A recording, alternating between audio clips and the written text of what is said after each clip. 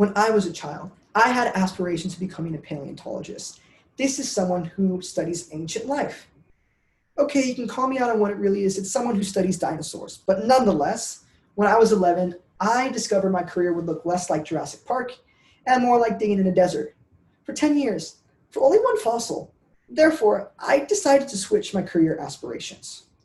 I fell in love with the idea of becoming a doctor, but I realized it had the same problem as paleontology. I realized what the career actually looked like. 4 years medical school, 3 years minimum for residency, sometimes 7, and a lot of debt. I talked with physicians and they all tell me the same thing. You have long work hours, you don't spend as much time with patients as you think, and furthermore, you have a lot of administrative demands, pushing paperwork and fighting with insurance companies. Completely disenfranchised with the idea of becoming a doctor, I discovered the career path of a physician's assistant. A PA is someone with a similar scope of practice as a doctor, and they're not burdened like a doctor is sometimes, so they can spend more time with patients. Therefore, what I'm going to do today is explain to you what a PA is, what the job is like, the prerequisites, and what PA school is like.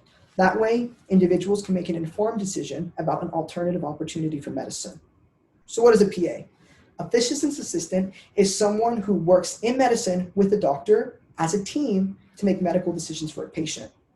A doctor is more educated, but a PA is still highly educated in medicine and can do a lot of the same things a doctor can.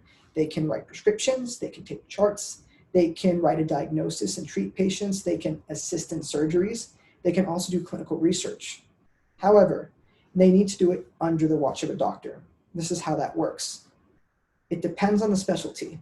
So if you're a PA who wants to work with a neurosurgeon, you're not going to be doing much other than handing that surgeon the tools they need.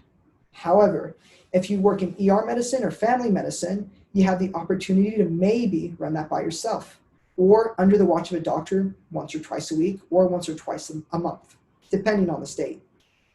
The cool thing about a PA is also the salary. You make about $110,000 per year, minimum, that's about the starting salary, and it can run up to a maximum of $150,000, which is really cool. Another advantage of being a PA is a specialty switch. Doctors, once they specialize in something, if they want to do something else, they have to go back to school. PAs, if you want to switch from ER medicine to family medicine, you can just do it whenever you want because PAs are trained to assist in every single type of specialty when they graduate from PA school. However, becoming a PA is not easier than becoming a doctor. It's still very hard. This is why I move on to explaining the prerequisites. First thing you need is a bachelor's degree. It doesn't have to be in science. It could be in English or business, but you need the required pre-coursework. You need biology, microbiology, chemistry, physiology, and anatomy, and those are just the minimum. Some PA schools require you to do more. Furthermore, there are the hours that you need to complete. You have to work as a medical professional for at least 2,000 hours before applying to PA school. You can do that as an EMT, for example, or a paramedic or a nurse, but you have to have those done before you apply. Once you get into PA school, it's not easy. The way someone explained it to me once was that, let's say you have knowledge you cover within 2 semesters of regular college. In PA school, you would cover that in 2 weeks. It's fast track and it's intense.